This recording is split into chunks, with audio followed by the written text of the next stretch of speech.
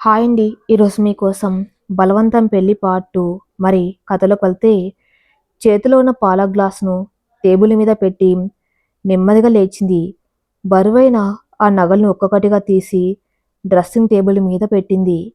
ఆ గాజుల సవ్వడి ఆ నిశ్శబ్ద రాత్రిలో వినసొంపుగా వినిపిస్తుంది. విక్రమ్ కళ్ళు మూసుకుని పడుకున్నట్టే ఉన్నాడు కానీ అతని చెవులు మాత్రం ఆమె కదలికల్ని గమనిస్తున్నాయి. ఆమె ఏం చేస్తుందో తెలుసుకోవాలన్న కుతూహలం అతనిలో ఎక్కడో దాగి ఉంది. శ్రీవల్లి వార్డ్రోబ్‌లోంచి ఒక చిన్న దుప్పటి తీసుకుంది. ఆ గదిలో ఉన్న సోఫా మీద పడుకోవడానికి వెళ్తూ ఉండగా బయట ఒక్కసారిగా పెద్ద ఉరుమురిమింది. వెంటనే కుండపోతగా వర్షం మొదలైంది. ఆ చల్లటి గాలి కిటికీల గుండా గదిలోకి వస్తుంది. విక్రమ్‌కు పక్కనున్న కిటికీ మూయడానికి బద్ధకంగా ఉండి అలాగే పడుకున్నాడు. శ్రీవల్లి సోఫాలో ముడుచుకుని పడుకుంది. బయట కురుస్తున్న వర్షం ఆ మనసులోని రోదనకు ప్రతిరూపంలా ఉంది. తండ్రి గుర్తొచ్చాడు.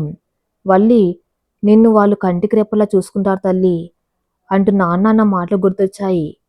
నాన్నగారు, మీ కళ్ళల్లో ఆనందం కోసం నేను ఈ ముళ్ళ కిరీటాన్ని ధరించాను. కానీ ఇది నా తలనే కాదు, నా ఆత్మను కూడా కోసేస్తుంది అనుకుంటూ చీర కొంగును నోట్లో పెట్టుకుని నిశ్శబ్దంగా ఏడ్చింది. ఆ కన్నీళ్లు ఆ బుగ్గల మీదుగా జారి సోఫా కుషన్ను తడుపుతున్నాయి. ఎంతసేపటికి విక్రమ్‌కు నిద్ర పట్టలేదు. బయట వర్షం శబ్దం, లోపల శ్రీవల్లి వైపు నుండి వస్తున్న సున్నితమైన చీర సవ్వడి అతన్ని నిద్రపోనివ్వటం లేదు. తను నిజంగా డబ్బు కోసమే ఈ పెళ్లి చేసుకుందా? లేక తాతయ్య మీద, వాళ్ళ నాన్న మీద ఉన్న గౌరవంతో త్యాగం చేస్తుందా? మొన్న ఆ పెరట్లో నాతో అంత పొగరుగా మాట్లాడిన అమ్మాయేనా ఇప్పుడంత నెమ్మదిగా సోఫాలో పడుకుంది? అతని మనసులో ప్రశ్నల సుడిగుండం. కానీ అతని అహంకారం మాత్రం ఇదంతా నాటకం, సానుభూతి కోసం ఆడుతున్న డ్రామా అని వాదిస్తుంది. నెమ్మదిగా అర్ధరాత్రి దాటింది. శ్రీవల్లి ఏడ్చి ఏడ్చి అలాగే నిద్రపోయింది. చలికి ఆమె శరీరం కొద్దిగా వణుకుతుంది. నీళ్ల కోసం లేచిన విక్రమ్‌కు సోఫాలో ముడుచుకుని పడుకున్న శ్రీవల్లి కనిపించింది. ఆ డిమ్ లైట్ వెలుతురులో ఆ ముఖం మీద కన్నీటి చారకలు సుష్టంగా కనిపిస్తున్నాయి. అప్రయత్నంగా అతని అడుగులు ఆమె భయపడ్డాయి. ఆ కన్నీటి చారకలను చూస్తున్నప్పుడు అతడి గుండెలో ఏదో తెలియని బాధ కదిలింది. ఒక అమ్మాయిని తను ఇంతలా బాధ పెడుతున్నానా అన్న అపరాధ భావం ఒక క్షణం అతనిలో మెదిలింది. తన చేతిలో ఉన్న బ్లాంకెట్ నెమ్మదిగా ఆమె మీద కప్పాడు. ఆమెకు మెలకువ రాకుండా జాగ్రత్త పడుతూ కిటికీ తలుపులు మూసి తిరిగి వెళ్ళి తన మంచం మీద పడుకున్నాడు. కానీ ఆ రాత్రంతా అతని కంటికి కునుకు లేదు. ఉదయం 5 గంటలు. సూర్యుడు ఇంకా పూర్తిగా ఉదయించలేదు. పక్షుల కిలకిల రాగాలు ఇప్పుడే మొదలవుతున్నాయి. ఆ పెద్ద బంగ్లాలో పనివాళ్ళు అప్పుడే తమ పనులు మొదలు పెడుతున్నారు. శ్రీవల్లికి మెలకు వచ్చింది. తన మీద ఉన్న బ్లాంకెట్ చూసి ఆమెకు ఆశ్చర్యం వేసింది. రాత్రి నేను ఇది కప్పుకోలేదేం? బహుశా చలికి నిద్రలోనే నేనే తీసుకుని కప్పుకున్నానేమో అని అనుకుంది. మంచం మీద చూస్తే విక్రమ్ ఇంకా గాఢ నిద్రలో ఉన్నాడు. అతని ముఖం నిద్రలో ఎంత ప్రశాంతంగా, ఒక చిన్న పిల్లాడిలా ఉంది. నిన్న రాత్రి తనను కఠినంగా మాటలతో గాయపరిచిన మనిషేనా ఇతను అన్న సందేహం కలిగింది ఆమెకు. ఒక్క క్షణం అతని వైపు అలాగే చూస్తూ నిలబడిపోయింది. ఆ గంభీరమైన ముఖం వెనుక ఏదో గాయం దాగి ఉందని, అది అతన్ని ఇంత కఠినాత్ముడిగా మార్చిందని ఆ మనసు చెబుతుంది. వెంటనే తల విదిలించి బాత్రూంలోకి వెళ్ళి స్నానం చేసి వచ్చింది. ఆ రోజుకు సరిపడా ఒక లేత గులాబీ రంగు పట్టు అంచు ఉన్న కాటన్ చీరను కట్టుకుంది. జుట్టును తుడుచుకుంటూ నుదుటిన చిన్న కుంకుమ బొట్టు పెట్టుకుని గత్తలుపు తీసి నెమ్మదిగా కిందికి వెళ్ళింది. పని మనిషి కాంతమ్మ అప్పుడే ఇల్లు తుడుస్తుంది. కొత్త కోడలు ఉదయాన్నే 5:30కి నిద్ర లేచి రావటం చూసి ఆమె ఆశ్చర్యపోయింది. ఏంటమ్మా అప్పుడే లేచారు? ఈ ఇంట్లో ఉదయం 8 గంటల వరకు ఎవరు లేవరమ్మా? మీకేమైనా కావాలా అని అడిగింది మర్యాదగా. శ్రీవల్లి చిన్నగా నవ్వి, ఏం లేదమ్మా శాంతమ్మ, నాకు పొద్దుగాల లేయటం అలవాటు. ఇక్కడ పూజగది ఎక్కడుందో చూపిస్తావా అని అడిగింది. శాంతమ్మ పూజగది చూపించింది. శ్రీవల్లి పెరట్లోకి వెళ్ళి స్నానం చేసిన తడి జుట్టుతోనే కొన్ని పారిజాతాలు, మల్లెపూలు కోసుకొచ్చింది. తులసి కోట దగ్గర ఆవు నెయ్యితో దీపం వెలిగించింది. పూజ గదిలో భగవంతుని ముందు దీపం పెట్టి కళ్ళు మూసుకుని ప్రార్థించింది. భగవంతుడా, నా భవిష్యత్తు నీ చేతుల్లోనే ఉంది. ఈ కఠినమైన మనుషుల మధ్య నా ఆత్మాభిమానం చావకుండా, నా ధైర్యం సడలకుండా నన్ను ముందుకు నడిపించు అని వేడుకుంది. ఆమె ప్రార్థన ముగించుకొని కళ్ళు తెరిచేసరికి వెనుక వీల్చైర్లో సూర్యప్రకాశ్రావు గారు ముసిముసి నవ్వులతో ఆమె వైపే చూస్తున్నాడు. తాతగారు, మీరు లేచారా అంటూ శ్రీవల్లి ఆయన దగ్గరకు వెళ్ళి నమస్కరించింది. దీర్ఘ సుమంగళి భవ. ఈ ఇంట్లో ఇలా ఉదయాన్నే దీపం వెలిగి దేవుడి శ్లోకాలు వినిపించి ఎన్నేళ్ళు అయిందో తల్లి. ఈ డబ్బు ఆస్తి వ్యామోహంలో మా వాళ్ళు మన సంప్రదాయాలను పూర్తిగా మర్చిపోయారు. నువ్వు ఇంటికి రావటం నిజంగా మా అదృష్టం. నా ప్రాణ స్నేహితుడు రామచంద్రం తన కూతుర్ని ఒక మహాలక్ష్మిలా పెంచాడు అంటూ ఆనంద బాష్పాలు రాల్చారు ఆ పెద్ద ఆయన. శ్రీవల్లి ఆయన చేతులను ఆప్యాయంగా పట్టుకుంది. మీరు అనవసరంగా భావోద్వేగానికి గురి కాకండి తాతగారు. మీ ఆరోగ్యం ముఖ్యం. పదండి, నేను మీకు వేడిగా కాఫీ కలిపిస్తాను అంటూ ఆయన్ని వీల్చైర్లో హాల్లోకి తీసుకువచ్చింది. వంటగదిలోకి వెళ్ళి స్వయంగా డికాషన్ పెట్టి అద్భుతమైన ఫిల్టర్ కాఫీ కలిపి 2 కప్పుల్లో తీసుకొచ్చింది. ఒకటి తాతగారికి ఇచ్చి మరొకటి తీసుకుని తను కూడా ఆయన పక్కన కూర్చుంది. ఆ ఉదయం పూట ఆ పెద్ద ఆయనతో మాట్లాడుతూ ఉంటే ఆమెకు తన ఊర్లో తన తండ్రితో గడిపిన క్షణాలు గుర్తొచ్చి మనసు కొద్దిగా తేలికపడింది. సరిగ్గా 8 గంటలకు విశాలాక్షి గదిలోంచి బయటకు వచ్చింది. నైట్ డ్రెస్ మీద ఒక ఖరీదైన గౌన్ వేసుకుని తలస్నానం చేసి ఇప్పుడే వచ్చినట్టుగా ఉంది. హాల్లో కూర్చుని తాతగారితో నవ్వుతూ మాట్లాడుతున్న శ్రీవల్లిని చూడగానే ఆమె కొల్లు మండింది. ఏంటి మామయ్య గారు, ఉదయాన్నే తాత మనవరాలు భలే కబుర్లు చెప్పుకుంటున్నారు. అయినా కొత్త కోడలు రాత్రి శుభ్రమయ్యాక ఇంత ఉదయాన్నే లేచి రావటం ఏంటో. ఈ పల్లెటూరి పద్ధతులు నాకు అస్సలు అర్థం కావు అంటూ ఒక వ్యంగ్యాస్త్రాన్ని విసిరింది. శ్రీవల్లి ముఖం ఒక్కసారిగా ఎర్రబడింది. ఆ మాటల్లోని వెటకారం, దెప్పొడుపు ఆమెకు సూటిగా తగిలాయి. కానీ ఆమె ఏం మాట్లాడకుండా తలదించుకుంది. సూర్యప్రకాశ్రావు గారి కోపం వచ్చింది. విశాలాక్షి, నోరు అదుపులో పెట్టుకుని మాట్లాడు. ఇంటికి వచ్చిన మహాలక్ష్మి లాంటి కోడల్ని పల్లెటూరి పిల్ల అని చులకన చెయ్యకు. అది పెరిగిన పద్ధతి, దానికి సంస్కారం నేర్పింది. నీలాగా ఉదయం 8 వరకు నిద్రపోవటం మన వంశం ఆచారం కాదు అని గద్దించారు.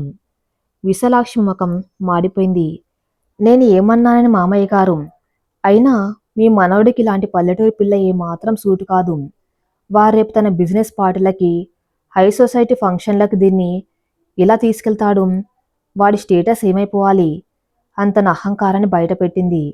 నా భార్య స్టేటస్ గురించి నువ్వు బాధపడిన అవసరం లేదు మామ్ అంటూ మెట్లు దిగుతూ వచ్చాడు విక్రమ్. అప్పుడే స్నానం చేసి బూడిద రంగు ప్యాంటు, తెలుపు షర్టు వేసుకుని చేతికి వాచి పెట్టుకుంటూ వస్తున్నాడు. అందరి చూపులు విక్రమ్ వైపు తిరిగాయి. శ్రీవల్లి గుండె ఒక్కసారిగా వేగం కొట్టుకుంది. విక్రమ్ తనను వెనుకేసుకుని వస్తున్నాడా, లేక ఇది మరో కొత్త అవమానానికి నాందియా? విక్రమ్ నెమ్మదిగా వాళ్ళ దగ్గరకు వచ్చి సోఫాలో కూర్చున్నాడు. శ్రీవల్లి వైపు ఒక చిన్న చూపు చూశాడు. ఆ గులాబీ రంగు కాటన్ చీరలు, నుదుటిన కుంకుమతో తడి జుట్టుతో ఉన్న ఆమె అందం ముఖాన ఎలాంటి మేకప్ లేకపోయినా దేదీప్యమానంగా వెలుగుతుంది. కాందాన్ని ఏమాత్రం బయట పన్నివ్వకుండా కంట్రోల్ చేసుకున్నాడు. మామ్, శ్రీవల్లి నా భార్య. నా పార్టీలకు వస్తుందో లేదో నేను డిసైడ్ చేస్తాను. అయినా తాతయ్య గారి కోరిక మేరకు జరిగిన పెళ్లి ఇది. ఆయన సంతోషమే మనకు ముఖ్యం కదా. ఇక తను మన లైఫ్ స్టైల్కు ఎలా అలవాటు పడుతుందన్నది నా బాధ అన్నాడు విక్రమ్ గంభీరంగా. విశాలాక్షి ఏం మాట్లాడలేకపోయింది. కొడుకు నోటి నుండి అలాంటి మాటలు వస్తాయని ఆమె ఊహించలేదు. రాత్రి శోభనమయ్యాక కొడుకు మనసు మారిపోయిందా అన్న అనుమానం ఆమెకు వచ్చింది. శ్రీవల్లికి కూడా విక్రమ్ మాటలు ఆశ్చర్యాన్ని కలిగించాయి. రాత్రి గదిలో అంత కఠినంగా మాట్లాడిన వ్యక్తి ఇప్పుడు వాళ్ళ అమ్మ ముందు తనను ఎందుకు కాపాడుతున్నాడు? ఇదంతా తాతయ్య ముందు తను మంచివాడిగా కనిపించడానికి ఆడుతున్న నాటకమా? అర్థం కాక అయోమయంగా చూసింది. సరేలేరా, నీ ఇష్టం. ఈ ఆదివారం సాయంత్రం మీ పెళ్లి రిసెప్షన్, మన బంధువులు, నీ బిజినెస్ ఫ్రెండ్స్, హైదరాబాద్లోని విఐపీలు అందరు వస్తారు. గ్రాండ్గా ప్లాన్ చేస్తున్నాను. ఆ రోజుకైనా నీ భార్యని కొద్దిగా మోడర్న్గా తయారు చేసుకో. ఆ పట్టు చీరలు, ఆ పాతకాలపు నగలు వేసుకుని వస్తే నా పరువు పోతుంది అంటూ విసురుగా డైనింగ్ టేబుల్ వైపు నడిచింది విశాలాక్షి. రిసెప్షన్ అన్న మాట వినగానే శ్రీవల్లి గుండెల్లో గుబులు మొదలైంది. హైదరాబాద్ హై సొసైటీ, వాళ్ళ మధ్యలో తాను ఎలా ఇమడగలదు? వాళ్ళ భాష, వాళ్ళ పద్ధతులు తనకు అలవాట్లేవు. అక్కడ విక్రమ్ తనను ఎలా ట్రీట్ చేస్తాడో అన్న భయం ఆమెను ఆవహించింది. విక్రమ్కు కూడా ఈ రిసెప్షన్ ఒక సవాల్లానే ఉంది. తన ఫ్రెండ్స్ అంతా మోడ్రన్ గర్ల్స్ను పెళ్లి చేసుకున్నారు. వాళ్ళ ముందు పల్లెటూరు అమ్మాయిని పరిచయం చేయటం అతనికి మాత్రం ఇష్టం లేదు. కానీ తప్పదు. ఈ రిసెప్షన్తో దీనికి తన స్థాయి ఏంటో అర్థమైపోతుంది. నా ప్రపంచంలో తను ఏమాత్రం సూటు కాదని తనకి తెలిసి వస్తుంది. అప్పుడు తనే నా దారికి అడ్డు రాకుండా తప్పుకుంటుంది అని మనసులో ఒక ప్లాన్ వేసుకున్నాడు విక్రమ్. బ్రేక్ఫాస్ట్ టేబుల్ దగ్గర అందరూ కూర్చున్నారు. శ్రీవల్లి స్వయంగా వడ్డించడానికి సిద్ధమైంది. ఆమె వడ్డించే విధానం, ఆ గౌరవం సూర్యప్రకాశ్ రావు గారిని ఎంతగానో ఆకట్టుకున్నాయి. విక్రమ్ కూడా ఆమె వడ్డించిన ఇడ్లీలను తింటూ ఆ రుచికి మనసులో ఆశ్చర్యపోయాడు. వాళ్ళ ఇంట్లో వంట వాళ్ళు చేసిన దానికంటే ఇది చాలా రుచిగా ఉంది. కానీ మొండితనంతో ఏం మాట్లాడకుండా సైలెంట్గా తినేశాడు. భోజనం ముగిశాక విక్రమ్ ఆఫీస్కి బయలుదేరుతూ శ్రీవల్లి అని పిలిచాడు. శ్రీవల్లి కొద్దిగా ఆశ్చర్యపోయి అతని దగ్గరికి వచ్చింది. చెప్పండి, ఈరోజు సాయంత్రం నేను త్వరగా వస్తాను. మనం షాపింగ్కి వెళ్ళాలి. రిసెప్షన్కు నీకు డ్రెస్సెస్, జ్యువెలరీ సెలెక్ట్ చేసుకోవాలి. రెడీగా ఉండని చెప్పి ఆమె సమాధానం కోసం ఎదురు చూడకుండా కారులో ఎక్కి వెళ్ళిపోయాడు. షాపింగ్, విక్రమ్తో కలిసి ఒంటరిగా బయటకు వెళ్దామా? ఈ ప్రయాణం ఎటు దారి తీస్తుందన్న ఆందోళన శ్రీవల్లి మనసులో మొదలైంది. తాతగారు కోరుకున్న ఆనందం, తండ్రి కాపాడుకోమన్న పరువు, భర్త చూపిస్తున్న నిర్లక్ష్యం, అత్తగారి అవమానాలు, వీటన్నిటి మధ్య తను ఒక నలిగిపోతున్న పూల తీగలా అనిపించింది ఆమెకు. కానీ ఆత్మాభిమానం అనే బలమైన వేరు ఆమె నిలబెట్టింది. ఏ జరిగినా ఎదుర్కొంటాను. నా సంస్కారాన్ని, నా పద్ధతిని నేను వదులుకోను అని మనసులో దృఢంగా నిశ్చయించుకుంది శ్రీవల్లి. సాయంత్రం 4 గంటలవుతుంది. పడమటి వైపు వాలుతున్న సూర్యుడి లేత కిరణాలు సూర్యప్రకాశ్ బంగ్లాలోకి కిటికీల అద్దాల గుండా లోపలికి ప్రసరిస్తున్నాయి. తన గదిలో అద్దం ముందు నిలబడి ముస్తాబవుతుంది శ్రీవల్లి. విక్రమ్ షాపింగ్కి వెళ్ళాలని చెప్పి వెళ్ళినప్పటి నుంచి ఆ మనసులో ఏదో తెలియని అలజడి. పెళ్ళైన కొత్తలో భర్తతో కలిసి షాపింగ్కి వెళ్ళటం ఏ ఆడపిల్లకైనా ఎంతో సంతోషాన్ని ఇచ్చే విషయం. తనకిష్టమైనవి భర్త కొనిపెడుతూ ఉంటే ఆ మురిపం వేరు. కానీ శ్రీవల్లి పరిస్థితి అలా లేదు.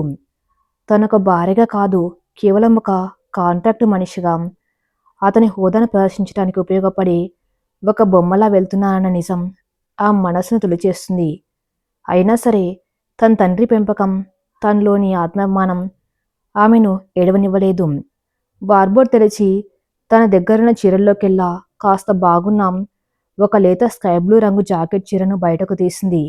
దానికి తగ్గట్టుగా సన్నటి లేసు ఉన్న బ్లౌజ్ వేసుకుంది.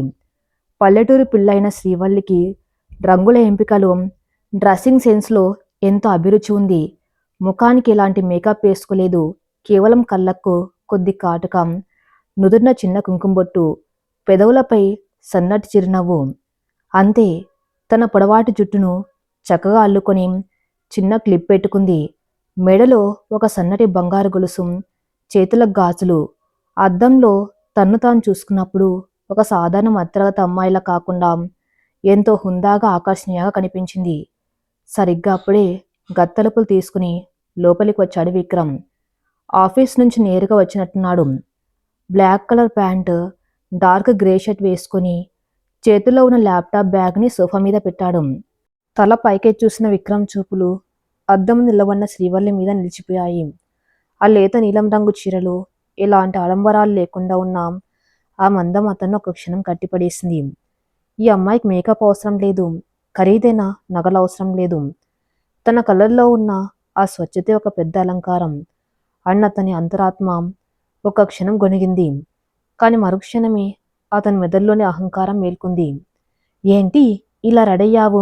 అడిగాడు విక్రమ్ గొంతులో కాస్త అసహనం ప్రదర్శిస్తూ. శ్రీవల్లి నెమ్మదిగా అతని వైపు తిరిగింది. ఎందుకు? ఏమైంది విక్రమ్ గారు? షాపింగ్ అంటే మన ఊర్లో సంతకు వెళ్ళటం కాదు శ్రీవల్లి. బంజారా హిల్స్లోని అత్యంత ఖరీదైన డిజైనర్ బోటికి వెళ్తున్నాం మనం. అక్కడంతా హై సొసైటీ వాళ్ళు వస్తారు. కనీసం ఒక మంచి పట్టు చీర లేదా కాస్త గ్రాండ్గా ఉండి డ్రెస్ వేసుకోవచ్చు కదా. ఈ సింపుల్ చీరలో మా ఆఫీస్ క్లర్క్లా ఉన్నావు అంటూ నిర్మోహమాటంగా అనేశాడు. శ్రీవల్లి గుండె చివుక్కుమంది. కానీ ఆమె పెదవులపై ఉన్న ఆ ఆత్మాభిమానం నవ్వు చెదరలేదు. నా దగ్గరున్న వాటిలో ఇదే మంచి చీర విక్రమ్ గారు. నా తండ్రి స్తోమతకు తగ్గట్టు ఆయన నాకు కొనించిన బట్టలివి. ఆయన ప్రేమతో ఇచ్చిన ఈ బట్టలు నాకు ఏ ఖరీదైన డిజైనర్ డ్రెస్సుల కంటే తక్కువ కాదు. అయినా మనం అక్కడికి వెళ్తున్నది నా కోసం కొత్త బట్టలు కొనడానికే కదా. మరప్పటి వరకు నన్ను నాలాగే ఉండనివ్వండి అంది ఎంతో ప్రశాంతంగా. ఆ మాటల్లోని తార్కికతకు, ఆ నిక్కచ్చితనానికి విక్రమ్ దగ్గర సమాధానం లేదు. నీతో వాదించడం వేస్ట్.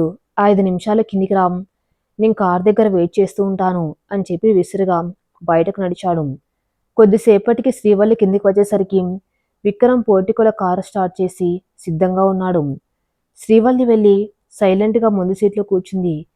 కారు బంజారా హిల్స్ రోడ్ల గుండా సాఫీగా దూసుకుపోతుంది. ఏ చల్లదనం కారులో ఎంత ఉందో వారిద్దరి మధ్య ఉన్న మౌనం అంతకంటే చల్లగా గడ్డ కట్టేలా ఉంది. విక్రమ్ స్టీరింగ్ మీద చేతులు పెట్టి డ్రైవింగ్ మీద దృష్టి పెట్టాడు. కానీ అతని ఆలోచనలు మాత్రం పక్కనే కూర్చున్న శ్రీవల్లి మీదే ఉన్నాయి. కారద్దం గుండా బయటకు చూస్తున్న శ్రీవల్లి ప్రొఫైల్ ఎంతో అందంగా ఉంది. ఆ ముఖంలో ఏదో తెలియని విషాదం, అదే సమయంలో ఒక ప్రశాంతత కొట్టితొచ్చినట్టు కనిపిస్తున్నాయి. ఈ అమ్మాయిని నా దారికి తెచ్చుకోవటం ఎలా? ఎంత అవమానించినా కన్నీళ్లు పెట్టుకోదు. నా డబ్బు చూసి భయపడదు. మా అమ్మ మాటలకు కుంగిపోదు. రేపు రిసెప్షన్లో నా ఫ్రెండ్స్ ముందు ఈమెను ఎలా ప్రజెంట్ చేయాలి? అతని మెదడులో 100 ఆలోచనలు. కారు ఒక అద్భుతమైన విశాలమైన బోటిక్ ముందు ఆగింది.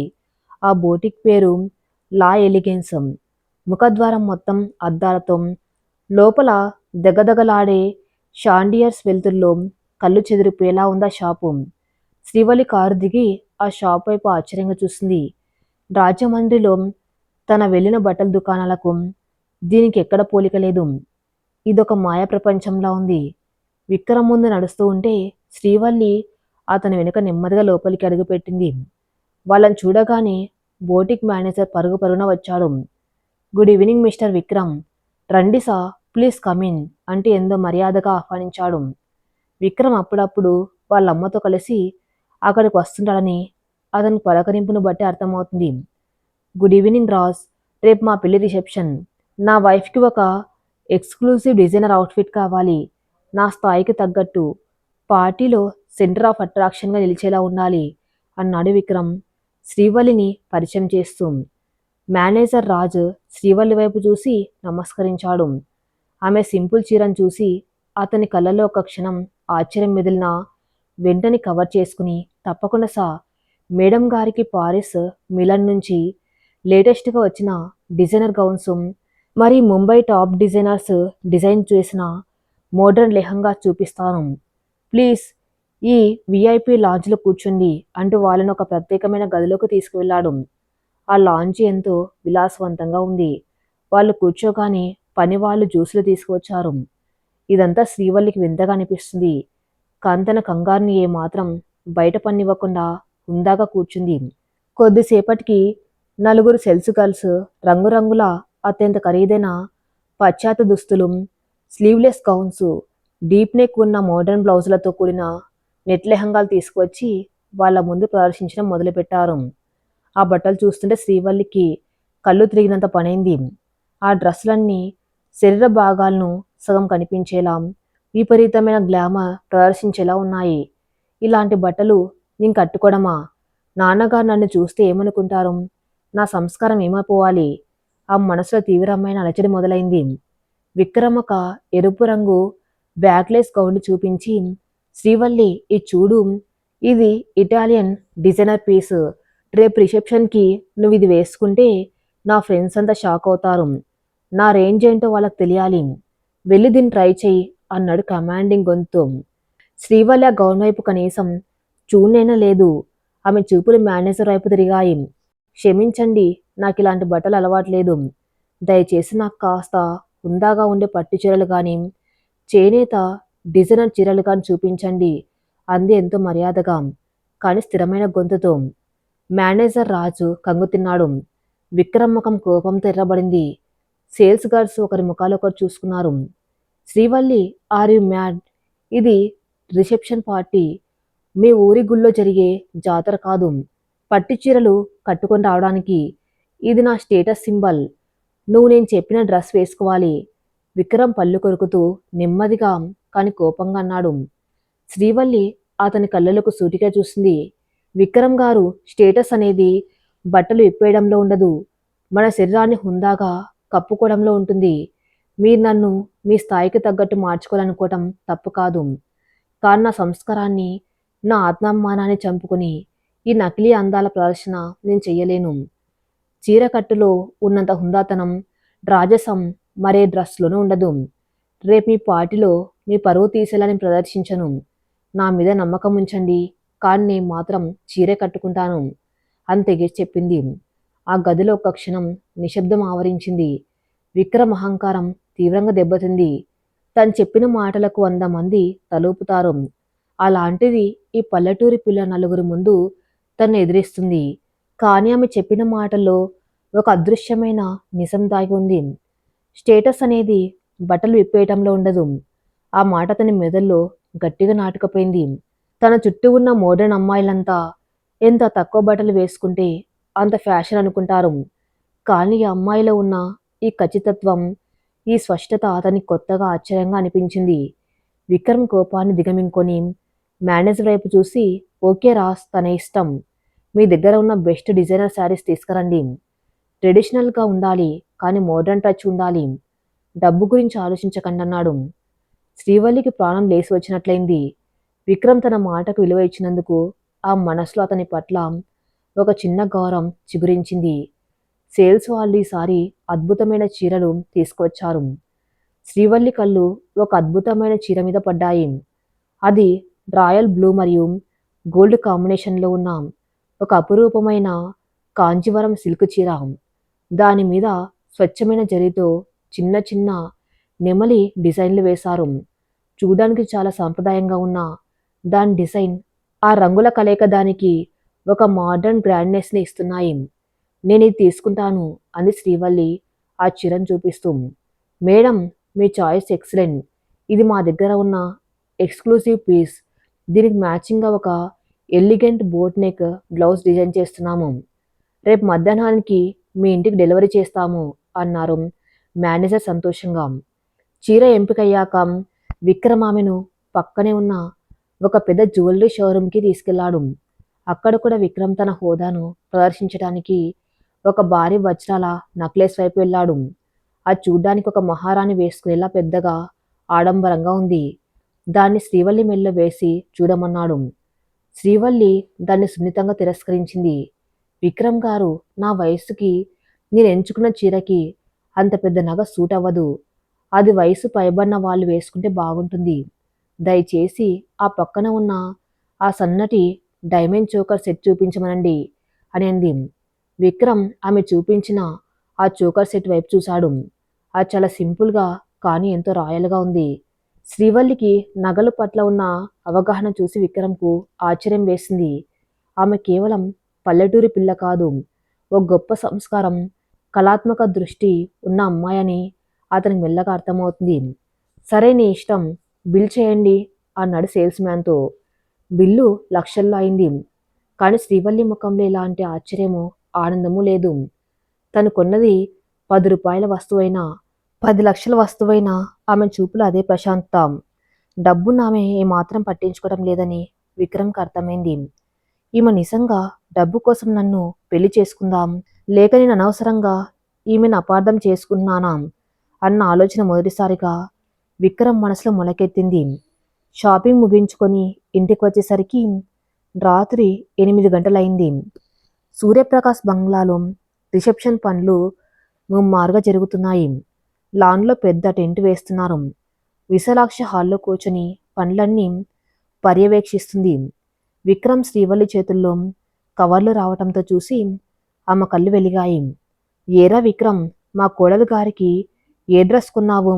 నేను చెప్పిన ఆ ఇటాలియన్ బ్రాండ్ గౌన్ కొన్నావా లేదా అని అడిగింది కుతూహలంగా. విక్రమ్ సమాధానం చెప్పబోయేలోపు శ్రీవల్లి కల్పించుకొని, లేదా ఆంటీ, నేను చీర తీసుకున్నాను. ఆ పాశ్చాత్య దుస్తులు నాకు అలవాట్లేదు. విక్రమ్ గారు కూడా నా ఇష్టానికి వదిలేశారు అంది నెమ్మదిగా. విశాలాక్ష్మి ముఖం చిట్లించింది. కోపంగా విక్రమ్ వైపు చూసింది. ఏంట్రా ఇది? నేనంతలా చెబితే నువ్వు దీని మాట విన్నావా? రేపు సిటీలోని విఐపీలు నీ క్లయింట్స్ అంతా వస్తున్నారు. అక్కడ ఇది పాతకాలం నాటి పట్టుచీర కట్టుకొని నిలబడితే మనల్ని చూసి వాళ్ళు నవ్వుకోరాం. నువ్వు నీ భార్యను కంట్రోల్ చేయలేకపోతున్నావా అని కొడుకును నిలదీసింది. శ్రీవల్లి ఆ మాటలకు నొచ్చుకున్న మౌనంగా నిలబడింది. విక్రమ్కు అమ్మ మాటలు కొద్దిగా ఇబ్బందిగా అనిపించాయి. Mom, please relax. తను సెలెక్ట్ చేసుకున్న చీర చాలా బాగుంది. రేపు తన ఆ చీరలో మనందరికంటే బెస్ట్గా కనిపిస్తుంది. నాది గ్యారంటీ. రేపు రిసెప్షన్ ఉంది కదా, తను అలసిపోయింది, విశ్రాంతి తీసుకోవాలి. నువ్వు లోపలికి వెళ్ళు శ్రీవల్లి అని చెప్పాడు విక్రమ్. శ్రీవల్లికి మళ్ళీ ఆశ్చర్యం. విక్రమ్ తను కొన్న చీరను సమర్థించడం, వాళ్ళమ్మ ముందు తనను రక్షించడం ఇది రెండోసారి. అసలు ఈ మనిషి మనసులో ఏముంది? ఒకసారి కఠినంగా ఉంటాడు, మరోసారి నా ఇష్టాలను గౌరవిస్తారు. ఈయన ఒక అంతు చిక్కని పజిల్లా ఉన్నారు అనుకుంటూ కవర్లు తీసుకుని మేడ మీద ఉన్న తన గదిలోకి వెళ్ళింది. రాత్రి భోజనాలయ్యాక విక్రమ్ గదిలోకి వచ్చాడు. శ్రీవల్లి అప్పటికే సోఫాలో తన చిన్న బ్లాంకెట్ కప్పుకొని పడుకోవడానికి సిద్ధంగా ఉంది. విక్రమ్ మంచం మీద కూర్చుని ల్యాప్టాప్ ఓపెన్ చేశాడు. కానీ అతని దృష్టి స్క్రీన్ మీద లేదు. సోఫాలో పడుకున్న శ్రీవల్లి మీద ఉంది. ఆమె అమాయకమైన ముఖం, షాపింగ్ మాల్లో ఆమె ప్రదర్శించిన ఆత్మాభిమానం, స్టేటస్ బట్టలు విప్పటంలో లేదు అని ఆమె అన్న మాటలు అతని మెదల్లో రీల్లాగా తిరుగుతున్నాయి. తను ఇన్నాళ్ళు చూసిన అమ్మాయిలు వేరు, శ్రీవల్లి వేరు. వాళ్ళంతా తన డబ్బును హోదాను ప్రేమించారు. కానీ శ్రీవల్లి తనను లెక్క చేయటం లేదు. తన డబ్బును అసహించుకుంటుంది. కేవలం తన ఆత్మాభిమానాన్ని మాత్రమే ప్రేమిస్తుంది. ఒక రకమైన తెలియని ఆకర్షణ, గౌరవం శ్రీవల్లి పట్ల అతని మనసులో మొగ్గదొరుకుతున్నాయి. కానీ అహంకారం అనే ముళ్ళ పొద ఆ మొగ్గను బయటకు రానియకుండా అడ్డుకుంటుంది. రేపు రిసెప్షన్. నా ఫ్రెండ్స్ అంతా వస్తారు. వాళ్ళ చూపుల ముందు, వాళ్ళ వెటకారాల ముందు ఈ పల్లెటూరి పిల్ల నిలబడగలదా? తన సంస్కారం, పద్ధతి అనే ఆయుధాలు నా హై సొసైటీ ముందు ఎంతవరకు పనిచేస్తాయో చూద్దాం అనుకుని ల్యాప్టాప్ మూసేసి పడుకున్నాడు విక్రమ్. శ్రీవల్లికి కూడా నిద్ర పడడం లేదు. రేపు జరగబోయే ఆ పెద్ద పార్టీ, అక్కడ పరిచయం కాబోయే కొత్త మనసులు, విక్రమ్ స్నేహితులు, వాళ్ళందరి మధ్య తను ఒంటరిది. విక్రమ్ తనకు అండగా ఉంటాడా, లేక వాళ్ళతో కలిసి తనను ఎగతాళి చేస్తాడా? ఏదేమైనా తన తండ్రి ఇచ్చిన ధైర్యాన్ని, తన పద్ధతిని వదలకుండా ఆ పార్టీని ఎదుర్కోవాలని నిర్ణయించుకుంది. మరుసటి రోజు ఉదయం నుంచి బంగ్లాలో హడావిడి మొదలైంది. లానంతా రంగురంగుల లైట్లు, విదేశీ పూలతో సర్వంగా సుందరంగా ముస్తాబవుతున్నాయి. పెద్ద పెద్ద క్యాటరింగ్ వాళ్ళు వచ్చి వంటలు మొదలుపెట్టారు. లైవ్ మ్యూజిక్ ఆర్కెస్ట్రా వాళ్ళు తమ పరికరాలను సెట్ చేస్తున్నారు. సాయంత్రం 5 గంటలు అవుతుంది. రిసెప్షన్కి ఇంకా 2 గంటల సమయం ఉంది. శ్రీవల్లి గదిలోకి బ్యూటీషియన్స్ వచ్చారు. వాళ్లను విశాలాక్షి స్వయంగా పంపించింది. నా కోడల్ని వీలైనంత మోడర్న్గా తయారు చేయండి. తన పల్లెటూరితనం ఏమాత్రం కనిపించకూడదు అని వాళ్ళ గట్టిగా ఆర్డర్ వేసి పంపింది. శ్రీవల్లి ఆ బ్యూటీషియన్స్తో ఎంతో మర్యాదగా చెప్పింది. చూడండి, నాకు హెవీ మేకప్ ఇష్టం లేదు. నా ముఖానికి సూట్ అయ్యేలా చాలా లైట్గా, న్యాచురల్గా చేయండి. జుట్టు కూడా లూజ్ హెయిర్ కాకుండా హుందాగా ఉండేలా ముడివేయండి. వాళ్ళు సరేనని ఆమెను ముస్తాబు చేయడం మొదలుపెట్టారు. రాయల్ బ్లూ కాంచీవరం చీర, దానికి మ్యాచింగ్గా కుట్టిన బోట్నిక్ బ్లౌజు. ఆ చీరనమి ఎంతో హుందాగా పద్ధతిగా కట్టుకుంది. మెడలో ఆ డైమండ్ చోకర్, చెవులకు చిన్న వజ్రాల కమ్మలు, చేతులకు డైమండ్ బ్యాంగిల్స్, నుదుట చిన్న రంగుబొట్టు, తల వెనుక అందంగా వేసిన ముడి చుట్టూ మల్లెపూల గజారం. అద్దం ముందు నిలబడిన శ్రీవల్లిని చూసి ఆ బ్యూటీషియన్స్ కూడా ఆశ్చర్యపోయారు. మేడం, మీరు నిజంగా ఒక దేవకన్యలా ఉన్నారు. ఈ చీరకట్టులో, ఈ సింపుల్ మేకప్లో మీ అందం రెట్టింపైంది అన్నారు మనస్ఫూర్తిగా. సరిగ్గా అప్పుడే తలుపు తీసుకుని విక్రమ్ లోపలికి వచ్చాడు. తను కూడా బ్లాక్ అండ్ బ్లాక్ 3 పీస్ సూట్లో హాలీవుడ్ హీరోలా ఉన్నాడు. అద్దం ముందు నిలబడిన శ్రీవల్లి వైపు అతని చూపు పడింది. ఒక క్షణం, కేవలం ఒక క్షణం విక్రమ్ శ్వాస ఆగిపోయినంత పడింది. ఆ రాయల్ బ్లూ చీరలో వజ్రాల కాంతుల మధ్య శ్రీవల్లి అద్భుతంగా, వర్ణాతీతంగా ఉంది.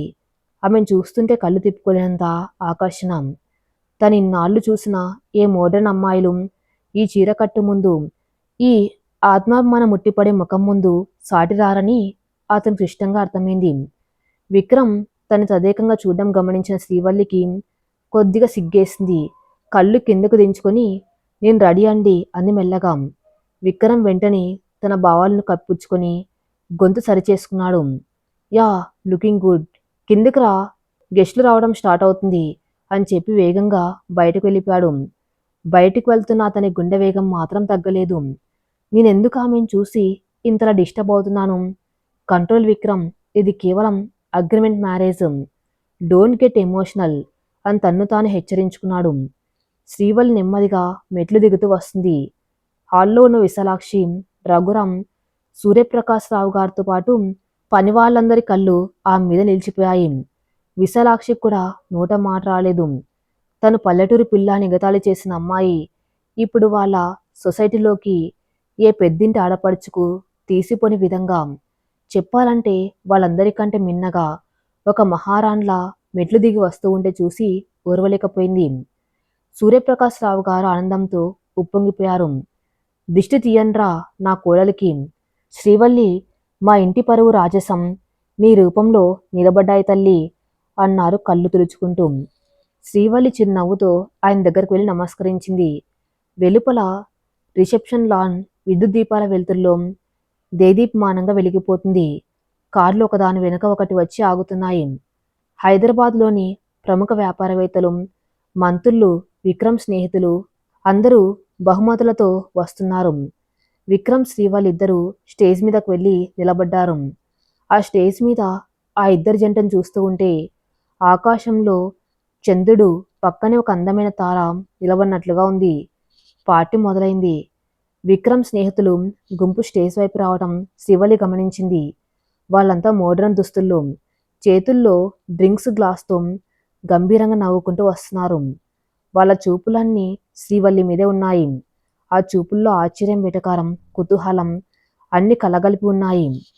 రిసెప్షన్ వేదిక రంగురంగుల విద్యుత్ దీపాల కాంతితో దేదీప్యమానంగా వెలిగిపోతుంది. సన్నాయి మేళం స్థానంలో ఇప్పుడు లైవ్ ఆర్కెస్ట్రా వాళ్ళు వాయిస్తున్న మృదువైన పాశ్చాత్య సంగీతం ఆ వాతావరణానికి ఒక కొత్త ఆకర్షణను తెచ్చిపెట్టింది. హైదరాబాద్ నగరంలోని అతిరథ మహారథులు, వ్యాపార దిగ్గజాలు, మంత్రులు అందరూ ఆ వేడుకకు వచ్చేశారు. ప్రతి ఒక్కరి చేతిలో పానీయాల గ్లాసులు, పెదవులపై నకిలీ నవ్వులు, మాటల్లో వ్యాపార లావాదేవీలు. ఇదంతా చూస్తూ ఉంటే శ్రీవల్లికి తనొక వింత ప్రపంచంలో ఉన్నట్టుగా అనిపిస్తుంది. స్టేజ్ మీద విక్రమ్ పక్కన నిలబడి ఉన్న శ్రీవల్లి ముఖంలో ఎక్కడ బెరుకు లేదు. ఆ రాయల్ బ్లూ కాంచీవరం చీర, మెడలో మెరుస్తున్న వజ్రాల చౌకరం, నుదుటిన కుంకుమ ఆమెను ఆ ఆధునిక జనసందోహంలో ఒక ప్రత్యేక ఆకర్షణగా నిలబెట్టాయి. వచ్చిన అతిథులందరూ విక్రమ్కు శుభాకాంక్షలు చెబుతూ శ్రీవల్లి అందాన్ని, హుందాతనాన్ని చూసి మంత్రముగ్ధులవుతున్నారు. ఎంతోమంది ప్రముఖులు ఆమెను very beautiful and dignified wife Vikram అని మెచ్చుకుని వెళ్తూ ఉంటే విక్రమ్ లోపల ఏదో తెలియని గర్వం, కాంతన అహంకారం ఆ గర్వాన్ని బయట పన్నివ్వకుండా అడ్డుకుంటుంది. సరిగ్గా అప్పుడే విక్రమ్ స్నేహితుల బృందం స్టేజ్ వైపు అడుగులు వేయటం శ్రీవల్లి గమనించింది. రాహుల్, సమీర్, నేహా, తాన్యా వాళ్ళ పేర్లు. విక్రమ్ వాళ్ళమ్మతో మాట్లాడుతున్నప్పుడు శ్రీవల్లి వింది. వాళ్ళంతా విక్రమ్కు అత్యంత సన్నిహితులు. అదే హై సొసైటీకి చెందిన బిలియనీర్ల పిల్లలు. నేహా, తాన్యా ఇద్దరు పొట్టి పొట్టి డ్రెస్సులు, డీప్ నెక్ గౌన్లు వేసుకుని చేతుల్లో వైన్ గ్లాసులు పట్టుకుని అతిగా నవ్వుకుంటూ వస్తున్నారు. వాళ్ళ చూపులన్నీ శ్రీవల్లి మీదే ఉన్నాయి. ఆ చూపుల్లో సుష్టమైన వెటికారం, ఒక పల్లెటూరి పిల్ల తమ విక్రమ్ను పెళ్లి చేసుకుందన్న చిన్న చూపు కనిపిస్తున్నాయి. వాళ్ళు దగ్గరకు రాగానే విక్రమ్ ముఖంలో ఒక చిన్న కంగారు. ఈ మోడ్రన్ ఫ్రెండ్స్ ముందు శ్రీవల్లి ఎలా నెగ్గుకొస్తుందో, వాళ్ళ ఇంగ్లీష్ వెటకారాలను ఎలా భరిస్తుందో అని అతనికి లోపల టెన్షన్ మొదలైంది. ఒక రకంగా శ్రీవల్లి ఓడిపోవటం చూడాలన్న తన కోరిక కన్నా వాళ్ళ ముందు తన పరువు ఎక్కడ పోతుందో అన్న ఆందోళనే అతనిలో ఎక్కువగా ఉంది. హాయ్ విక్కీ, కంగ్రాట్స్ మ్యాన్ అంటూ రాహుల్ విక్రమ్ను హగ్ చేసుకున్నాడు. వాటే సర్ప్రైజ్ విక్రమ్, అసలు మమ్మల్ని పిలవకుండా సడన్గా పెళ్లి చేసుకున్నావు. ఇప్పుడు చూస్తే ఇలా రిసెప్షన్ ఇస్తున్నావు. ఎనీవే కంగ్రాట్స్ అంది నేహ తన చేతిలోని గ్లాస్ను ఊపుతూ. థ్యాంక్స్ గాయ్స్ అన్నాడు విక్రమ్ నవ్వుతూ. అందరి చూపులు శ్రీవల్లి వైపు తిరిగాయి. శ్రీవల్లి పెదవులపై అదే ప్రశాంతమైన చిరునవ్వు, కళ్ళల్లో అదే స్వచ్ఛత. వాళ్ళని చూసి 2 చేతులు జోడించి నమస్కారం చేసింది. తానే శ్రీవల్లిని పైనుండి కిందకి ఎగాదిగా చూసింది. ఓ మై గాడ్ విక్రమ్, నీ వైఫ్ అచ్చం ఏవో పాతకాలం నాటి పౌరాణిక సినిమాల్లో హీరోయిన్ లాగా ఉంది. ఈ డిజైనర్ యుగంలో ఇలాంటి పట్టుచీరలు, జడలు, పూలు కూడా వాడుతున్నారా? She looks totally out of place heroine అని ఇంగ్లీష్లో నిర్మోహమాటంగా శ్రీవల్లికి అర్థం కాని ధీమాతో అనేసింది. సమీర్ నవ్వుతూ, కమాన్ తాన్యా, ఆవిడ ఏదో పల్లెటూరు నుంచి వచ్చిందట కదా, పాపం వాళ్ళకు తన లైఫ్ స్టైల్, మన బ్రాండ్స్ ఎలా తెలుస్తాయి? విక్రమ్ తాతయ్య గారు ఎమోషనల్ బ్లాక్మెయిల్ చేస్తే మన విక్కీగాడు బలైపోయాడు. అంతే కదా విక్రమ్ అంటూ భుజం తట్టాడు.